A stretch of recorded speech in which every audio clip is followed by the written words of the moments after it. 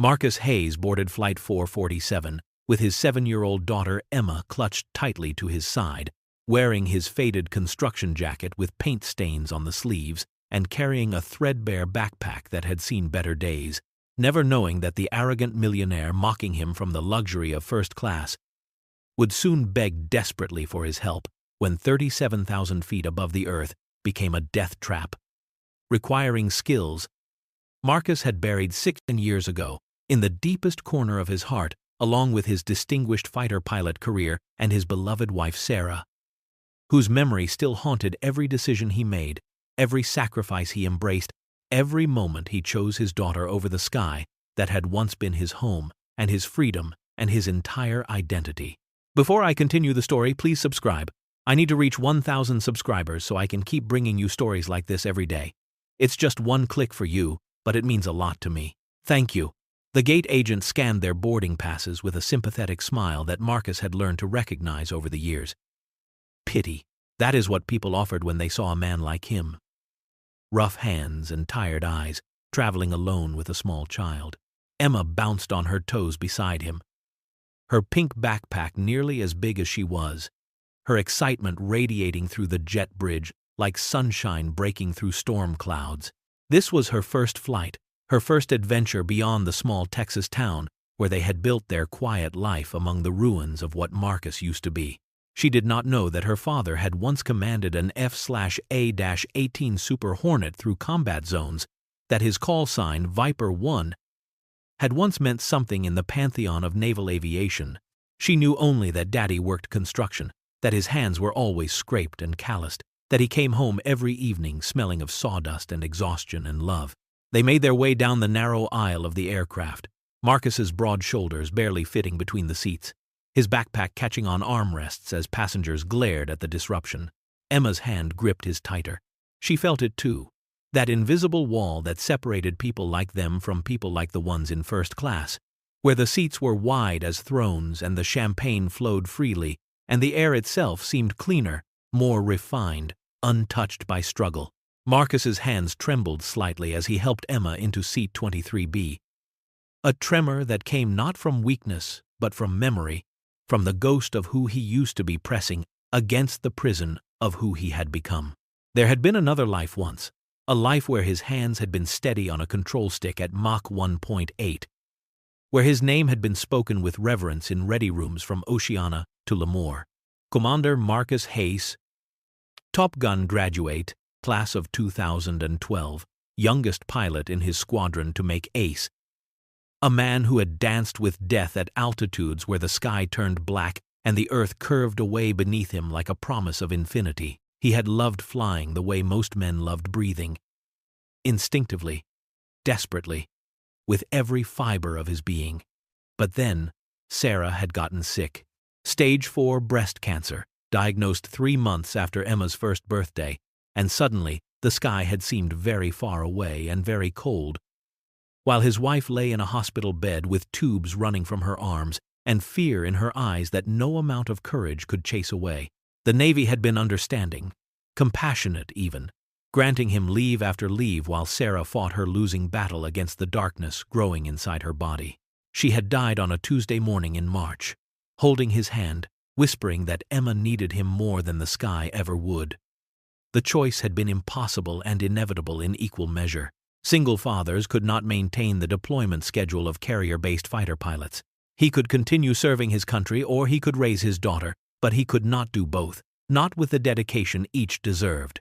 So Marcus Hayes had resigned his commission, packed away his flight suit, and his medals in a cardboard box shoved deep into his bedroom closet, where Emma would never find them, and taken the first job that offered steady hours and weekends at home.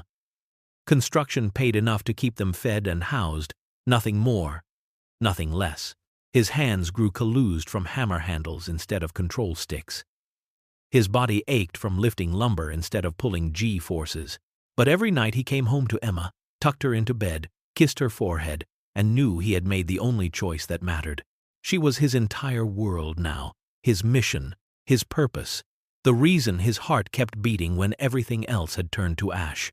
The voice from first class carried through the cabin with the careless volume of someone who had never learned to care what others thought. Richard Sterling, seated in 2A with a crystal tumbler of scotch already in his hand though it was barely past noon, laughed loudly as he gestured toward the economy section with obvious disdain. His voice was sharp, cultivated, designed to cut. It was the voice of boardrooms and country clubs, of a man who measured worth in dollar signs and found everyone wanting. He turned to his companion, a younger man in an expensive suit who looked uncomfortable but complicit, and said loudly enough for half the plane to hear that it was a shame how airlines let just anyone on flights these days, how minimum wage workers and their screaming children polluted the air that people like them paid premium prices to breathe. His companion, Chad or Brad or some equally forgettable name, laughed nervously and agreed that perhaps separate flights for separate classes of people might not be such a terrible idea after all. The words hung in the air like smoke, toxic and deliberate. Some passengers shifted uncomfortably in their seats, eyes downcast, unwilling to confront the cruelty but ashamed to witness it. Others smiled slightly, their own prejudices validated by someone wealthy enough to say aloud what they only thought in private. Marcus heard every word. His jaw clenched so tightly that his teeth ached. His hands, resting on the armrests, began to tremble with the effort of restraint. With the monumental self-control it took not to stand, not to walk forward, not to teach this man in his expensive suit what real strength looked like. But Emma was tugging at his sleeve, asking if the plane had wings like birds, her innocence a shield against the poison floating through the cabin. Marcus forced his attention back to his daughter, forced his voice to remain gentle as he explained lift and thrust and drag in terms a 7-year-old could understand. Beside them, an elderly woman with kind eyes and silver hair noticed Marcus's trembling hands. She reached across the aisle and touched his arm briefly, a gesture of solidarity and compassion. Her voice was soft but clear when she said that some people mistake wealth for worth and noise for importance, that truly powerful men never need to announce it.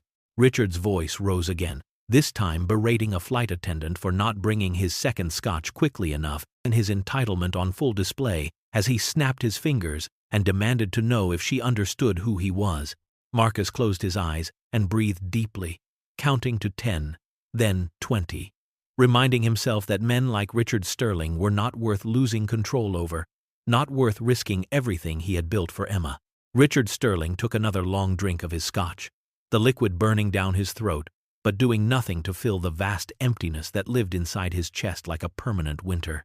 He was worth $473 million according to the last Forbes estimate, owned a penthouse apartment in Manhattan that sprawled across the entire 42nd floor with floor-to-ceiling windows overlooking Central Park, drove cars that cost more than most people's houses, and yet every night he returned to rooms so quiet that the silence screamed at him.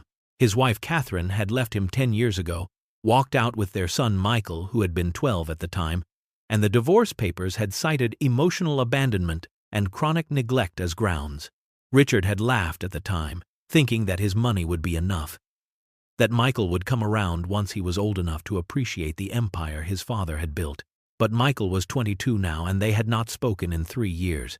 The boy, no longer a boy but a man Richard barely recognized, had made it clear that he wanted nothing from his father. Not money, not connections, not even acknowledgement. Richard had built an empire of capital and connections, but destroyed every genuine relationship in the process. And now he ruled over nothing but emptiness and expensive furniture.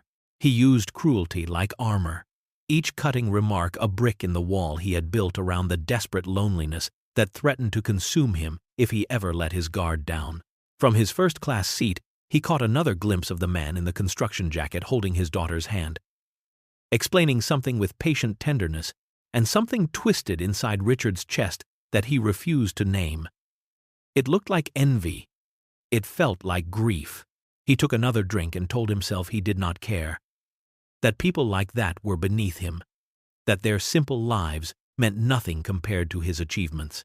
But his phone sat in his pocket, heavy with hundreds of contacts, business associates and board members and society connections, and not a single one of them could he call at 3 in the morning when the nightmares came, not a single one who would care if he disappeared tomorrow, beyond how it might affect stock prices.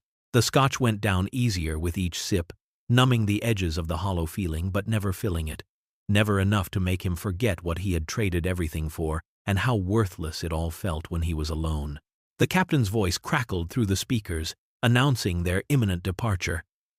And the cabin crew began their choreographed dance of safety demonstrations and overhead bin checks. Emma's small hand tightened around Marcus's fingers as the engines began to whine, building power. The sound vibrating through the fuselage in a way that made her eyes go wide with a mixture of excitement and fear. Marcus felt the familiar sensation in his bones, the subtle shift of an aircraft preparing to defy gravity, and something ancient and instinctive awakened in his chest. He leaned close to Emma, his voice low and soothing, explaining exactly what was happening in terms she could understand, but with a precision that came from years of living in the sky. He told her about the turbofan engines generating 22,000 pounds of thrust, about how the wings were not just flat surfaces, but carefully designed airfoils that created differential pressure, about how the pilots were calculating velocity and rotation speed and angle of attack. His hands moved as he spoke, steady and sure, drawing invisible diagrams in the air between them, and Emma's fear transformed into wonder as her father painted pictures of physics and flight with words that turned the mysterious into the magical. Richard overheard the explanation from first class and laughed that sharp, cutting laugh again, muttering loudly about armchair experts who watched too many YouTube videos and thought they understood aviation, about how typical it was for blue-collar workers to pretend they knew things beyond their station. A flight attendant named Jennifer, 20-year veteran with sharp eyes and a kind smile, was passing through the cabin when she heard Marcus speak. Something in his terminology, in the casual way he used phrases like angle of attack and rotation speed, made her pause. She caught his eye for just a moment, and in that moment she saw something that made her tilt her head slightly. A question forming that she did not voice. The plane began to roll, gathering speed, the runway lights blurring past the windows, and Marcus felt his body respond to every sensation, counting seconds in his head, feeling the exact moment when the nose wheel lifted, when the main gear left the earth, when they transitioned from ground to sky. Emma gasped in delight as the world dropped away beneath them, and Marcus held her close, whispering that they were flying now, really flying, chasing the sunset into the darkness beyond. Within 20 minutes, lulled by the steady drone of engines and the warmth of her father's arm around her shoulders, Emma fell asleep against him, her breathing deep and peaceful, trusting him completely to keep her safe. An hour into the flight, cruising at 37,000 feet over the darkening landscape of Middle America, something changed. Most passengers noticed nothing, continuing to read their magazines or doze or scroll through downloaded movies on their screens, but Marcus felt it in his bones before his conscious mind registered what was wrong. The sound of the portside engine shifted, a subtle fluctuation in pitch that lasted perhaps 3 seconds, a momentary surge and drop that would mean nothing to untrained ears, but spoke volumes to someone who had spent thousands of hours listening to jet engines as though his life depended on it. Because it had, Marcus's entire body went rigid. His hand, resting on the armrest, tightened until his knuckles turned white. He tilted his head slightly, listening with the intensity of a man who understood that machines spoke their own language. If you knew how to hear them, there it was again, that irregular pulse, like a heartbeat skipping. His eyes moved to the window, studying the wing with the focused attention of someone conducting a pre-flight inspection. The control surfaces, the ailerons and flaps, seemed to be moving with a slight delay, a fraction of a second lag that should not exist. The captain's voice came over the intercom, carefully modulated to sound casual, informing them that they were experiencing some minor technical difficulties and might encounter a bit of turbulence, and nothing to be concerned about. The flight crew had everything under control. But Marcus heard the tension underneath those words, the slight catch in the captain's breathing, the way he spoke just a bit too quickly. From first class, Richard's voice rose in complaint, slurred now from his fourth scotch, demanding to know why they were experiencing turbulence when he had specifically paid extra for a smooth flight, as though weather and mechanical systems obeyed the commands of wealth. Marcus ignored him. His attention was entirely focused on the aircraft now, on every sound and vibration, on the way the wings flexed slightly more than they should, on the increasing frequency of small corrections he could feel through the fuselage. The flight attendants moved through the cabin with practiced smiles, but Marcus saw what others missed.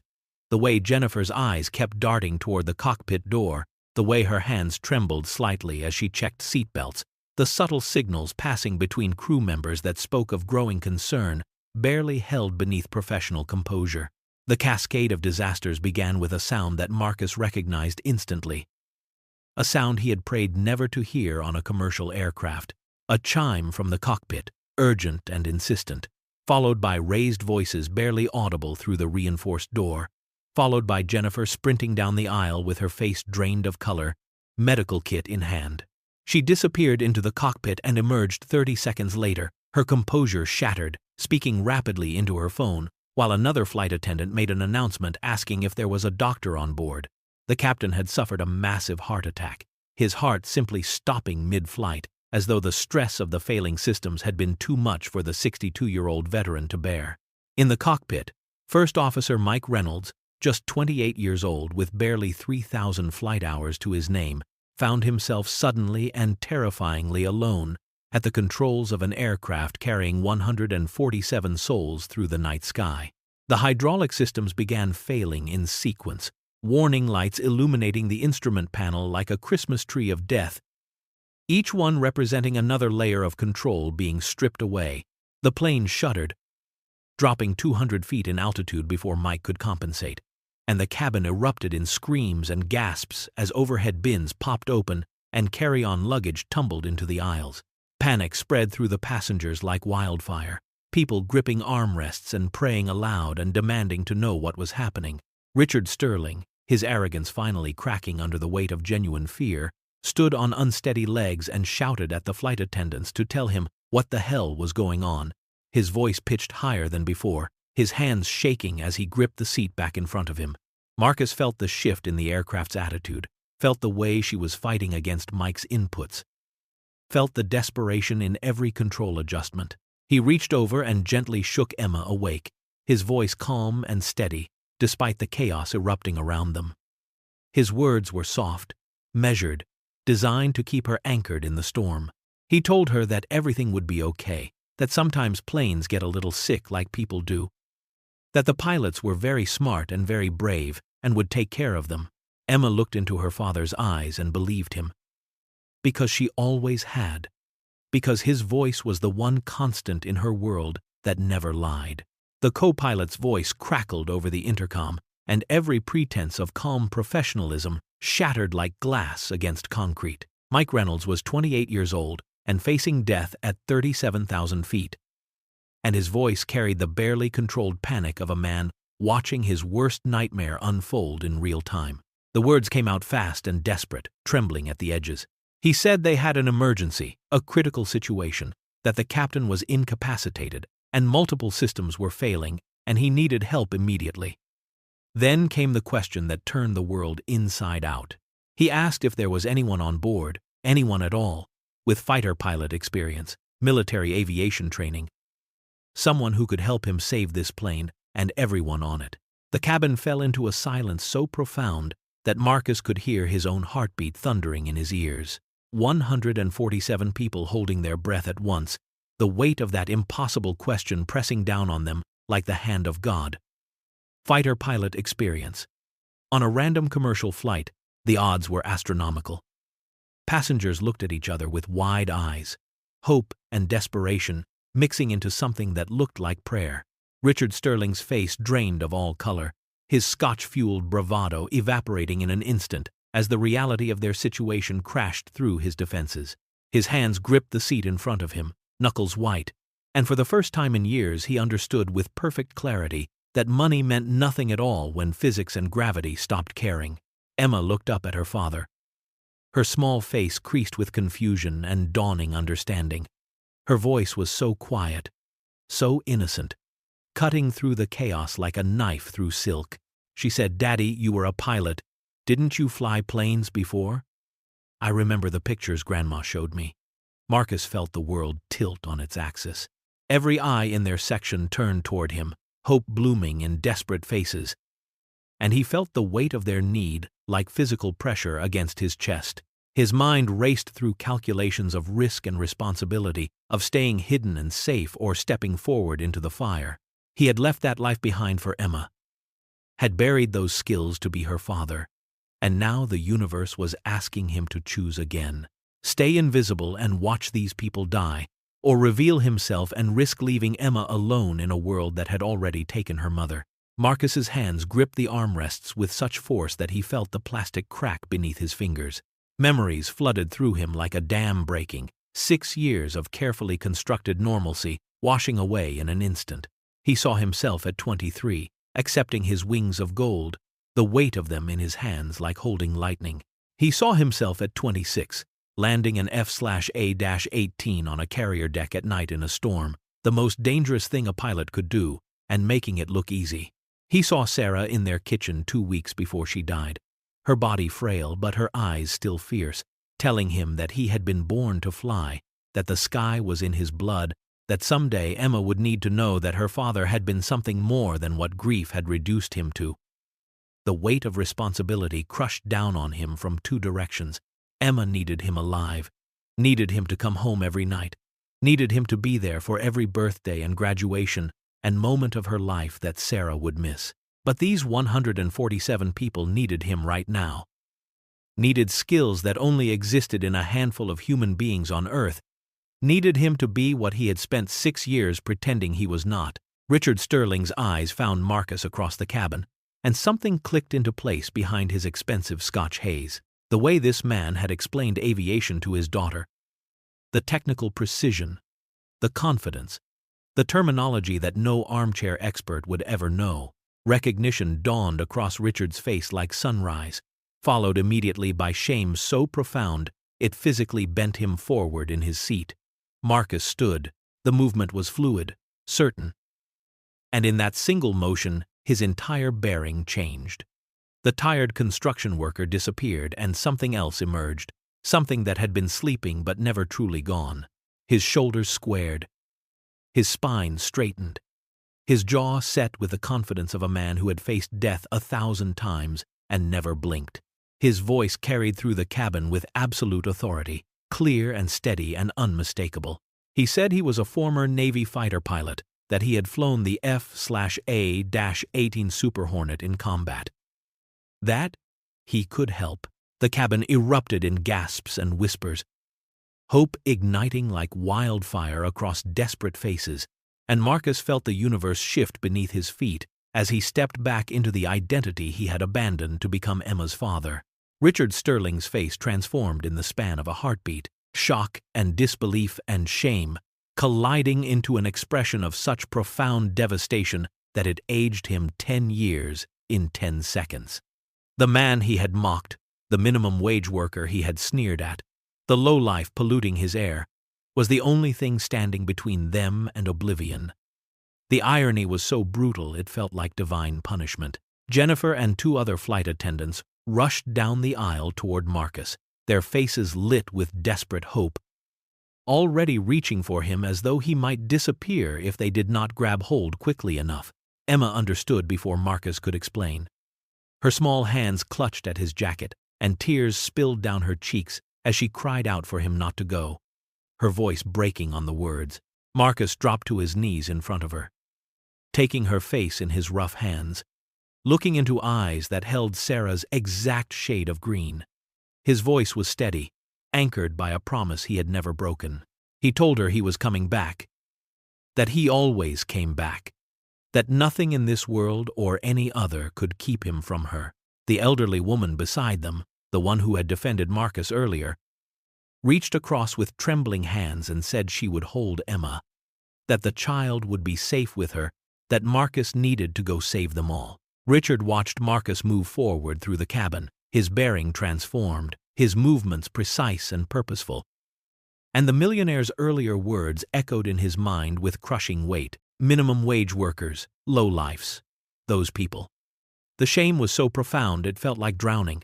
He had spent his entire adult life believing that money equated to worth, that wealth meant superiority, and now this construction worker in his threadbare jacket was walking toward the cockpit to do something Richard could never do with all his millions, to save lives with skills that could not be bought or inherited or acquired through privilege. Other passengers who had smiled at Richard's mockery now watched in stunned silence, their complicity turning to ash in their mouths, understanding too late what they had been party to, who they had judged, what assumptions they had made about a man whose quiet dignity had hidden the heart of a warrior. Marcus entered the cockpit, and the sight that greeted him was chaos barely contained by desperation. Captain William Rodriguez lay slumped in his seat, unconscious, his face gray and his breathing shallow, while Mike Reynolds gripped the yoke with white-knuckled hands and stared at the instrument panel with the glazed expression of a man watching his own death approach in slow motion. The young co-pilot's face was streaked with sweat, despite the cool air, his hands shaking, his breathing coming in short gasps that bordered on hyperventilation. He was seconds from breaking completely. Marcus's transformation completed in that instant. Every vestige of the tired construction worker vanished, replaced by Commander Marcus Hayes, call sign Viper 1, a man who had landed damaged aircraft on carrier decks in storms, who had flown combat missions over hostile territory, who had trained for scenarios exactly like this in simulators that tried their best to kill him.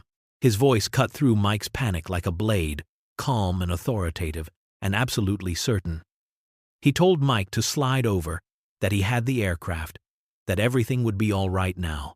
His eyes scanned the instrument panel in a single sweep, absorbing information with the speed of long training, and what he saw made his jaw tighten but did not shake his composure.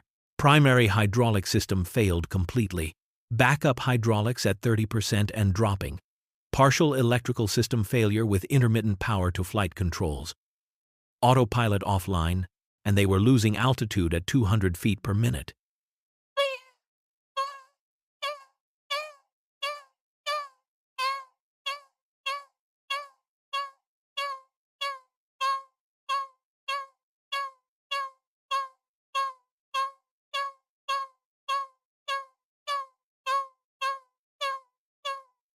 Marcus had flown through worse and lived to. His training flooded back like muscle memory, like breathing, like something written into his DNA that 6 years could not erase.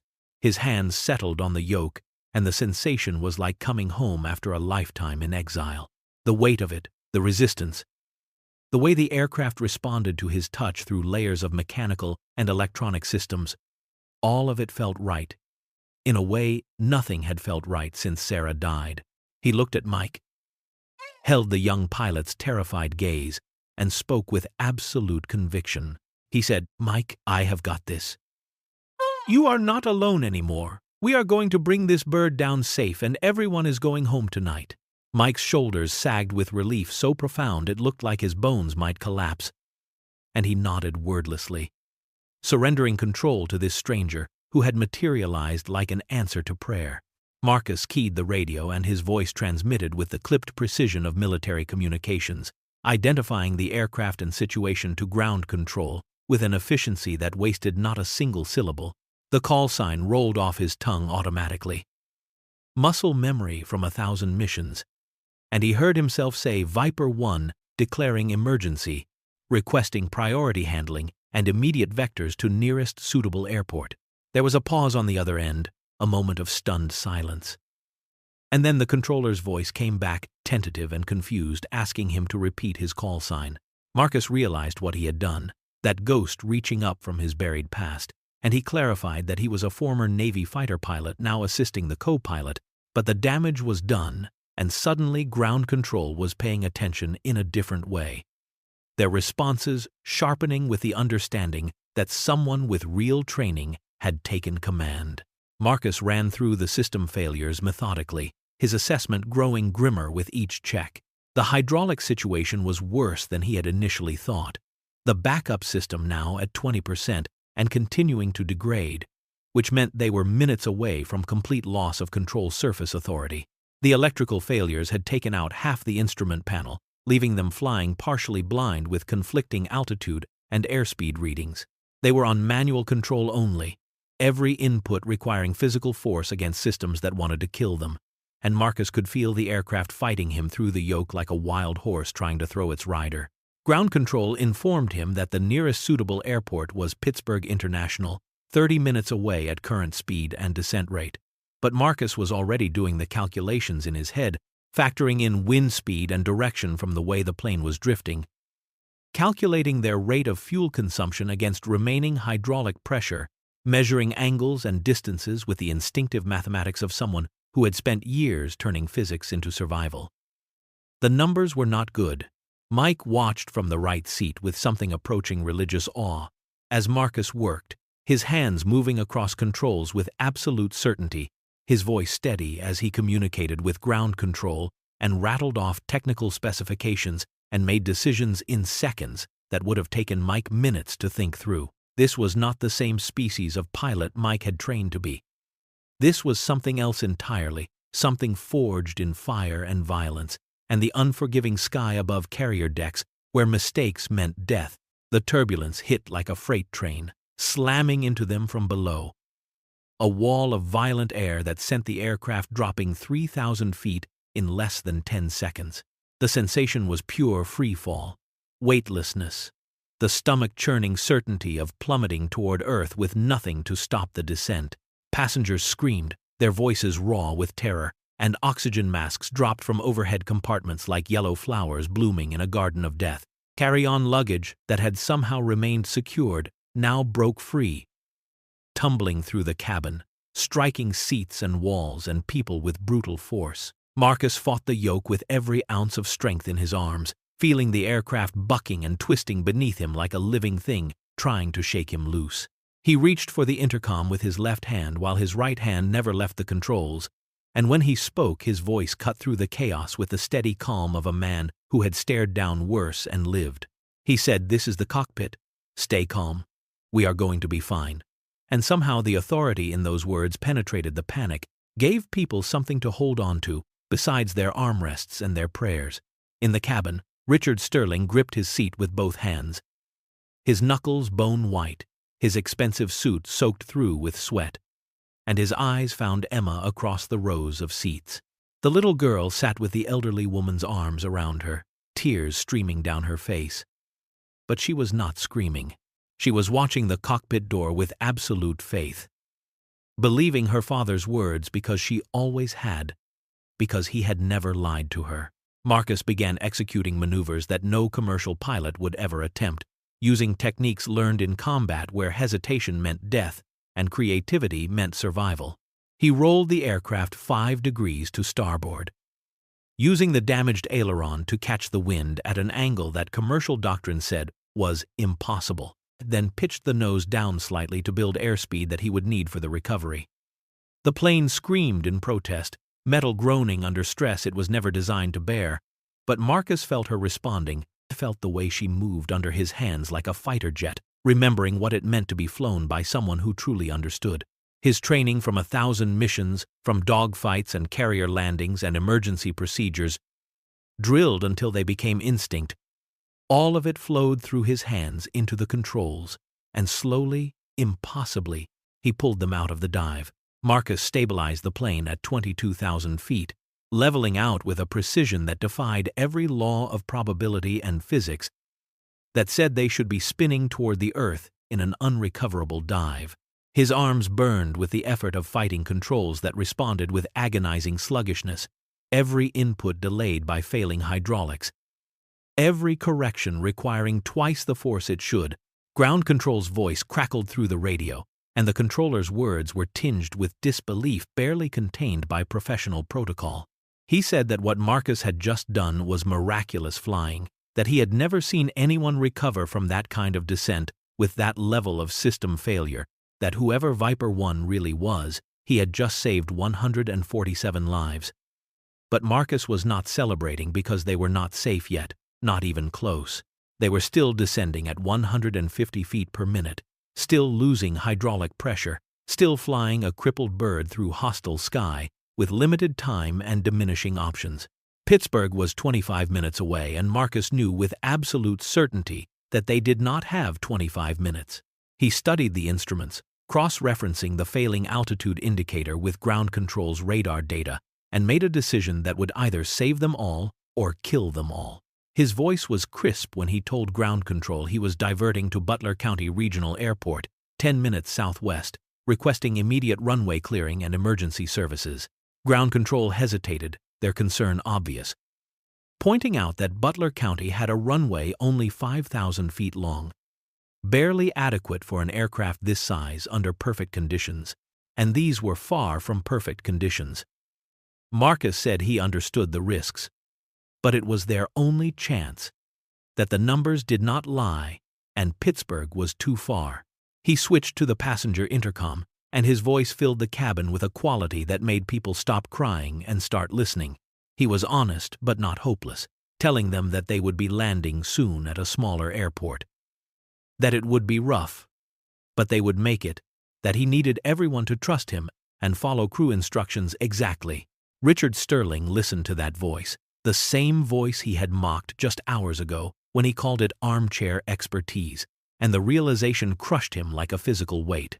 This voice, steady and certain and radiating competence, was the only thing standing between him and death, and he had treated its owner like garbage, like something beneath consideration, like a life worth less than his own. Marcus talked Mike through every step of what was coming, his voice steady and instructional, turning terror into training, giving the young co-pilot something to focus on besides the screaming fear that wanted to consume him. He explained that they would come in hot and fast, that the short runway meant they had one chance and no margin for error, that Mike's job was to call out altitude and airspeed while Marcus flew, to be his eyes where the instruments failed. To trust absolutely in what they were doing together. Ground control patched him through to Butler County Emergency Services, and Marcus coordinated with fire chiefs and ambulance crews and airport personnel. His instructions precise and unambiguous, telling them exactly where to position equipment, which direction the aircraft would approach from, what kind of damage to expect. Jennifer moved through the cabin with the other flight attendants, delivering Marcus's instructions with a calm they did not feel, demonstrating emergency positions with hands that shook despite their training. They told passengers to remove sharp objects, to take off shoes with heels, to identify nearest exits and count the rows between their seats and escape routes, because in smoke they would need to feel their way to survival. Richard Sterling found himself moving without thought, helping elderly passengers understand the instructions, checking that people had their seatbelts tight enough, organizing the chaos into something resembling order. His arrogance had been completely replaced by respect and crushing regret that sat in his chest like concrete. He caught sight of Emma across the cabin, her small face pressed against the window, her lips moving in silent prayer, and he thought about his own son Michael, whom he had not spoken to in 3 years, and the waste of it all threatened to break him completely. In the cockpit, Marcus's heartbeat remained steady at 68 beats per minute, the product of training that taught him to control his body's fear response, to turn panic into focus, to find the eye of the storm, and live there while chaos raged around him.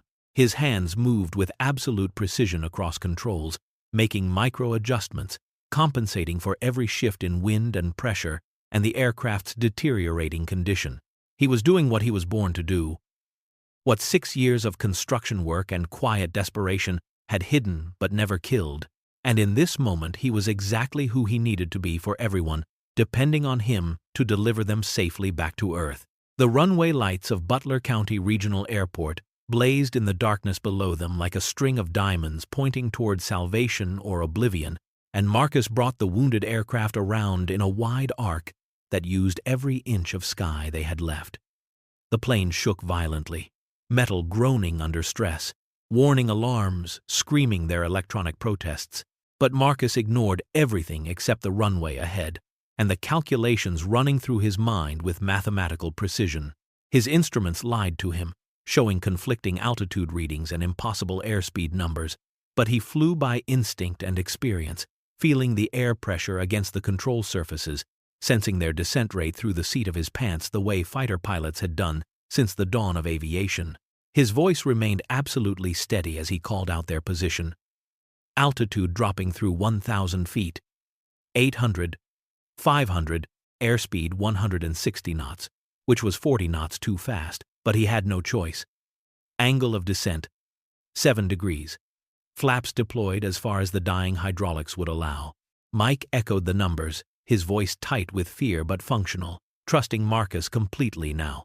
The wheels touched down hard, slamming into the runway with a force that sent shockwaves through the fuselage and snapped luggage bins open and threw passengers forward against their seatbelts hard enough to bruise. They were moving too fast, eating up runway at a terrifying rate. And Marcus threw the throttles into full reverse thrust while stomping the brake pedals with every pound of pressure his legs could generate. The aircraft screamed in metallic protest, rubber burning off tires in clouds of acrid smoke, sparks flying from overheated brake assemblies like fireworks in hell, the screeching sound of tortured metal filling the night air. Marcus fought the yoke to keep them centered on the runway as the plane tried to veer left from uneven braking, correcting with tiny adjustments born of muscle memory and desperation. The end of the runway rushed toward them, darkness beyond where the concrete ended and grass began and then trees that would tear them apart. The plane stopped 50 feet from the end of the runway, shuddering into stillness like a dying animal taking its last breath. Silence fell across the cabin for 3 heartbeats. Then the eruption came, relieved sobs and cheers and prayers of thanksgiving, mixing into a sound of pure human emotion that no words could adequately capture. Emergency crews surrounded the aircraft within seconds, fire trucks and ambulances forming a protective perimeter around the crippled plane, their lights painting the night in shades of red and blue and amber. Marcus helped deploy the emergency slides, his training taking over as he moved through the cabin, checking passengers, ensuring that the elderly moved first, that children were handed down carefully, that no one was left behind in the controlled chaos of evacuation. His eyes scanned every face, counting them, accounting for every soul, but his heart was searching for only one. He found Emma still strapped into her seat, the elderly woman holding her hand, both of them waiting with the patience of those who had complete faith. Marcus swept his daughter into his arms with such force that it drove the air from his lungs, and Emma wrapped her small arms around his neck and sobbed into his shoulder with the release of fear finally allowed to surface. His voice was rough when he whispered that he had told her he would come back, that he always came back, that nothing in this world could keep him from her.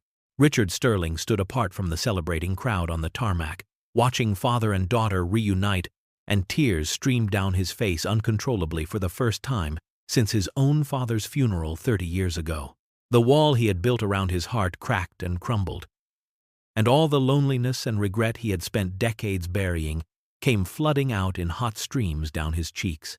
He approached Marcus on trembling legs, his expensive shoes crunching on debris scattered across the runway. His hands shaking so badly he had to clasp them together to stop their tremor.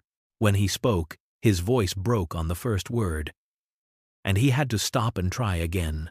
He said he did not have words, that there were no words in any language adequate for what had just happened, for what Marcus had done, for the shame Richard felt burning through his chest like acid. Marcus turned to face him, Emma still in his arms, and Richard saw in those steady eyes a depth of character he had spent his whole life believing did not exist outside his own class, his own world, his own carefully curated circle of wealth and privilege. On the tarmac, surrounded by emergency vehicles and evacuated passengers wrapped in blankets, Richard insisted on knowing Marcus's story. Needed to understand who this man was and how he had come to be here. He needed some explanation that would make sense of the universe turning inside out. Marcus set Emma down gently, keeping one hand on her shoulder, and told the truth he had hidden for 6 years. He spoke of Sarah's cancer, of watching the woman he loved waste away in hospital beds while their baby daughter learned to walk in hospital corridors. He spoke of the impossible choice the Navy had given him, deploy or resign, fly or father, and how there had really been no choice at all because Emma needed him more than the sky ever would. He had given up everything he loved, his career and his identity and his purpose, for the person he loved more than his own life. 6 years of construction work, of being invisible, of calloused hands and aching muscles, and people like Richard looking right through him as though he did not exist. Richard's voice broke completely when he spoke, the words torn from somewhere deep inside, where he had locked away every honest emotion for decades. He said he had a son, that he had lost Michael because he had been too busy being important, too consumed with building an empire, to notice he was destroying the only thing that mattered. His voice cracked like breaking glass when he said that Marcus had given up everything for his daughter, while Richard had given up his son for nothing, for money and power and respect that meant absolutely nothing when he went home alone to his empty penthouse. Other passengers gathered around them now, hearing the story, understanding finally who had saved them and what it had cost him to become the person capable of that salvation. Mike Reynolds pushed through the crowd, the young co-pilot still shaking with adrenaline and relief, and he grabbed Marcus's hand with both of his own and called him a hero, said he had just witnessed flying that would be talked about for generations. Marcus shook his head, his voice quiet and certain, and said he was just a dad who used to fly. Nothing more and nothing less than that. 3 weeks later, Richard Sterling stood on the porch of Marcus's small rental house in a working-class neighborhood where his Mercedes looked as out of place as a diamond in a toolbox, and he knocked on the door with a humility that felt foreign to hands that had spent decades commanding boardrooms. Marcus opened the door with Emma peeking out from behind his legs, and Richard saw the wariness in the father's eyes, the protective tension in his shoulders. Richard had not come with arrogance this time, had left his armor of cruelty at home along with his assumptions about worth and value. He asked if they could talk, and Marcus invited him into a living room furnished with second-hand furniture and framed photos of Sarah that turned the modest space into a shrine of love. Richard's offer was not charity wrapped in pity but genuine opportunity. A position at his investment firm, doing project management with a real salary, full benefits, flexible hours that would let Marcus be there for Emma's school plays and doctor appointments and every moment that mattered. His voice was steady when he said he could not undo what he had said on that plane, could not erase the cruelty or take back the mockery, but he could do better going forward. It could prove through actions that people could change when confronted with the truth of their own emptiness. He met Emma properly this time, kneeling down to her level and speaking gently about her favorite subjects in school and whether she liked to read, treating her with the kindness he should have shown her father from the beginning. Richard shared his own journey. How he had finally called Michael the day after the crash. How his voice had broken when his son answered. How they had talked for 3 hours about all the years wasted and all the time they might still have if Michael could forgive him. Marcus listened, considering, weighing the sincerity of words against the memory of contempt, asking himself whether he could trust this transformation or whether it was just another form of privilege, the wealthy man buying absolution. But Richard's desire for redemption was visible in every gesture, in the way his hands trembled slightly, in the tears that gathered at the corners of his eyes when Emma showed him a drawing she had made of her daddy flying a plane, in the raw honesty of a man who had finally looked into the mirror and hated what he saw there. 6 months later, Marcus Hayes walked into an office on the 23rd floor of a Manhattan building, wearing clothes that fit properly and carrying a briefcase instead of a lunch pail, and Emma thrived in a better school district where teachers noticed her brightness and nurtured it instead of just passing her along. Richard Sterling had transformed in ways that went deeper than surface gestures, had sold his penthouse for something smaller and warmer, had rebuilt his relationship with Michael, one difficult conversation at a time, until his son finally believed that his father's change was real and permanent. The two men met for coffee every Wednesday morning, genuine friends now, talking about their children and their regrets and the strange mercy of second chances. Emma and Richard's 5-year-old grandson played together on weekends, building blanket forts and sharing the easy friendship of children who knew nothing of the past. Marcus never returned to flying professionally, still chose Emma first every single day, but now he volunteered at a youth aviation program teaching kids from rough neighborhoods that the sky belonged to everyone regardless of where they came from or how much money their parents had. Richard funded a scholarship in Sarah's name for children of single parents, pouring money into something that actually mattered instead of just accumulating more wealth for wealth's sake. And here, at the end of this story, we must pause and break away from the narrative to speak directly to you. Because this is not just a story about one man and one plane and one miraculous landing. This is a story about the assumptions we make every single day about people we pass in the street, about the dignity that lives inside every human being, regardless of their clothes or their job or the size of their bank account, about how we are all one moment away from needing someone we looked down upon, and about the redemption that becomes possible when we finally open our eyes to see the worth we had been blind to. Remember that everyone has a story written in invisible ink beneath their skin. That the construction worker beside you might have saved lives, that the waitress serving your coffee might have a PhD, that kindness costs nothing, and cruelty costs everything. One moment can change everything. One choice can redeem a lifetime of mistakes, and sometimes the hero is right in front of you wearing a threadbare jacket and carrying the weight of the world on shoulders you never bothered to notice. The final image is simple and perfect. Marcus and Emma walking at sunset, his calloused hand wrapped around her small fingers, both of them smiling, heading home together, and that is all that ever really mattered.